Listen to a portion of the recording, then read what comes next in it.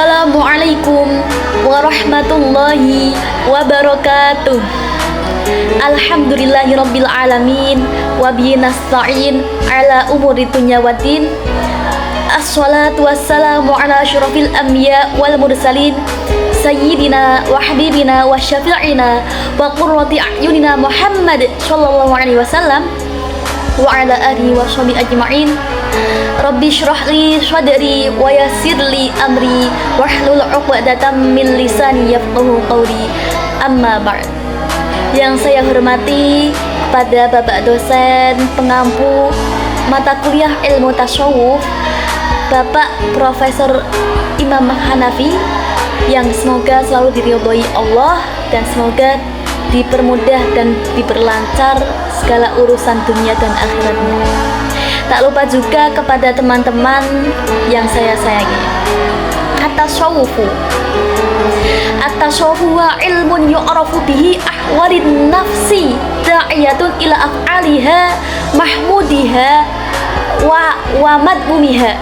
Nah, ilmu tasawuf yaitu ilmu untuk mengetahui kondisi jiwa yang berpusar pada perbuatannya, baik itu terpuji maupun tercela. Nah, di dalam ilmu tasawuf sendiri, hati memegang peranan yang sangat sentral. Ia merupakan pusat kesadaran spiritual dan moral manusia. Dalam tasawuf, hati yang buruk seringkali dikaitkan dengan sifat-sifat yang merusak jiwa manusia dan menjauhkan seseorang dari kedekatan dengan Tuhan. Beberapa sifat buruk yang sering dibahas dalam tasawuf dan dalam Al-Quran adalah sifat-sifat yang mencerminkan kerusakan batin, seperti kesombongan, iri hati, kedengkian, kebencian, dan ketamakan. Tasawuf mengajarkan untuk membersihkan hati dari sifat-sifat tersebut agar hati bisa lebih dekat dengan Allah dan mampu merasakan kedamaian serta kebenaran spiritual. Kesombongan atau kibr. Kesombongan adalah sikap merasa lebih tinggi atau lebih baik dari orang lain, yang merupakan salah satu penyakit hati yang sangat berbahaya. Dalam tasawuf, kesombongan dianggap sebagai salah satu penghalang terbesar untuk mencapai pencerahan spiritual. Allah berfirman dalam Al-Quran, A'udzu billahi minasyaitonir rajim. Bismillahirrahmanirrahim. Wala tusa'ir khaddaka lin-nasi wala tamshi fil ardi marha. Innallaha la yuhibbu kulla mukhtalin fakhur. Artinya, dan janganlah kamu mengalingkan muka dari manusia dengan sikap sombong, dan janganlah kamu berjalan di muka bumi dengan angkuh. Sesungguhnya Allah tidak menyukai setiap orang yang sombong lagi membanggakan diri. Quran Surat Luqman ayat 18. Iri hati atau hasad. Iri hati atau hasad adalah keinginan untuk melihat orang lain kehilangan nikmat yang mereka miliki. Ini adalah penyakit hati yang dapat merusak hubungan sosial dan spiritual seseorang. Allah berfirman dalam Al-Quran, Alladzi yuwaswisu fi sudurin nas. Artinya, dan dari kejahatan orang yang dengki apabila ia dengki. Surat Quran Al-Falaq ayat 5. Kebencian terhadap orang lain, terutama terhadap sesama muslim, dapat mengganggu keharmonisasian sosial dan spiritual. Dalam tasawuf, kebencian ini perlu disesuaikan agar hati tetap bersih dan penuh kasih sayang. Allah berfirman, wa ma kana lil mu'minin an yaqtula mu'minan illa khata'a wa ma qatala mu'minan khata'an fatahriru raqabatin mu'minatin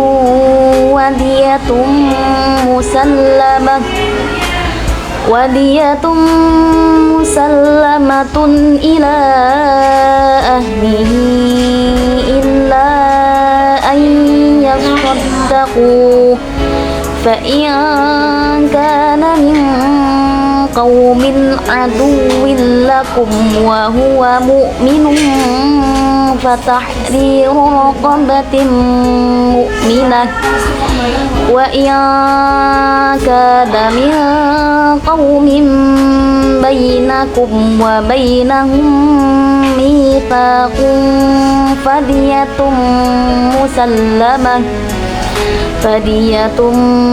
مسلمة إلى أهله وتحرير رقبة مؤمنة فمن لم يجد فصيام شهرين متتابعين توبة من الله وكان الله عليما حكيما. Dan janganlah kamu saling membenci, dan janganlah kamu saling membunuh. Allah adalah Maha Pengampun lagi Maha Penyayang. Surat Quran An-Nisa ayat 9. Tamak atau hirs, ketamakan atau keserakan akan harta, jabatan dan kenikmatan duniawi dapat menyebabkan seseorang jauh dari kedamaian batin dan keseimbangan spiritual. Tasawuf mengajarkan pentingnya rasa cukup dan ketenangan hati. Allah berfirman, alladzina yabkhaluna wa ya'muruna an-nasa bil bukhli wa yaktumuna ma atahumullahu min fadli wa a'tadna lil kafirina 'adzaban muhina. Artinya, sesungguhnya orang-orang yang kikir dan memerintahkan manusia untuk menjadi kikir serta menyembunyikan karunia yang telah diberikan Allah kepada mereka, kami akan memberikan kemurkaan yang pedih kepada mereka. Quran Surat An-Nisa ayat 37. Kemudian riya menunjukkan amal untuk pujian manusia.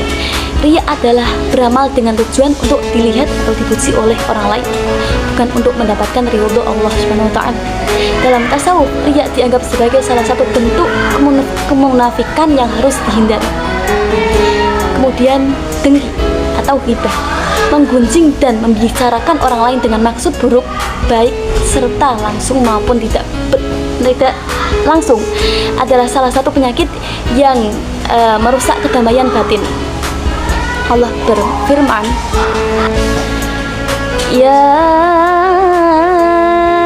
ayyuhalladzina amanu jtanibu katsiran minadh-dhanni inna ba'dadh-dhanni wa la tajassasu wa la yaghtab ba'dukum ba'dha ayuhibbu ahadukum an takuna lahma akhihi maitan fakarihtumuh wattaqullah innallaha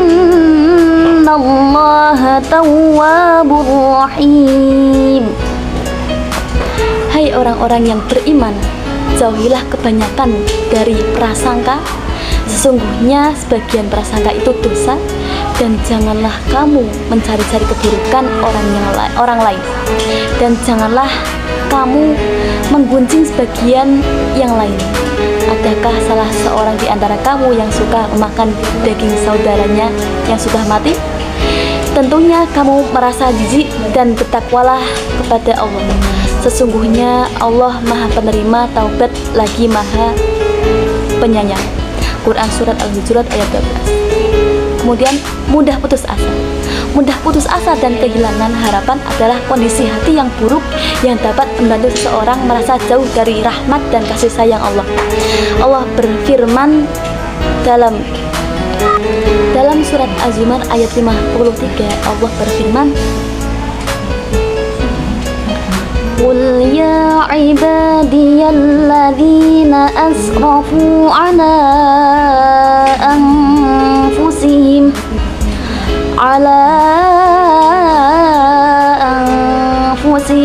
la taqnatu min rahmatillah innallaha yaghfirudz dzunuba jami'a innahu huwal ghafurur rahim. Dan janganlah kamu berputus asa dari rahmat Allah. Sesungguhnya Allah mengampuni dosa-dosa seluruhnya. Sesungguhnya Dia adalah Maha Pengampun lagi Maha Penyayang. Quran Surat Az-Zumar ayat 53. Wa kaifiyatu tathiruha minal madmum.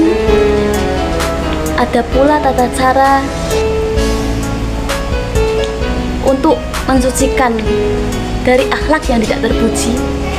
Itu dilantunkan di dalam syair Tombo Ati. Itu ada 5 perkara.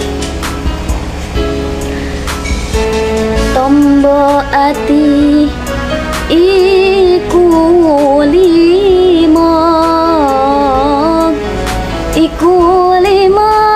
perkarane kaping pisan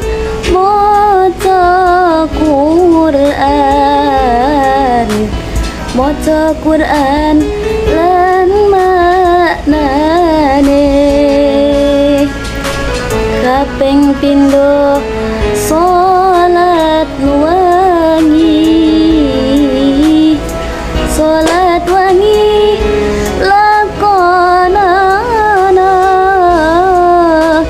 Kaping telu wong kang saleh kumpulana. Kaping papat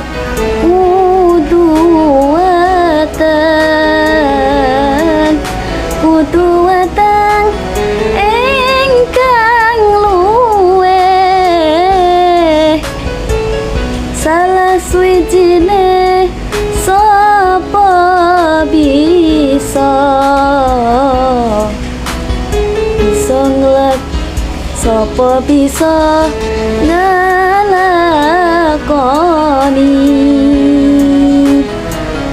Mugi-mugi Gusti Allah nyembadani. Mugi-mugi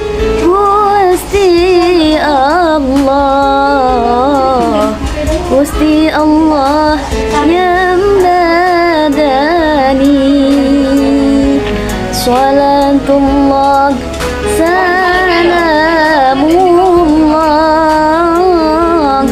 ala Taha Rasulillah. Salatullah salamullah ala Yasin Habibillah. Tombo ati iku ana 5 perkara. Nah, kaping pisan yaiku maca Quran lan maknane. Nah, yang pertama membaca Quran dan maknanya. Ya.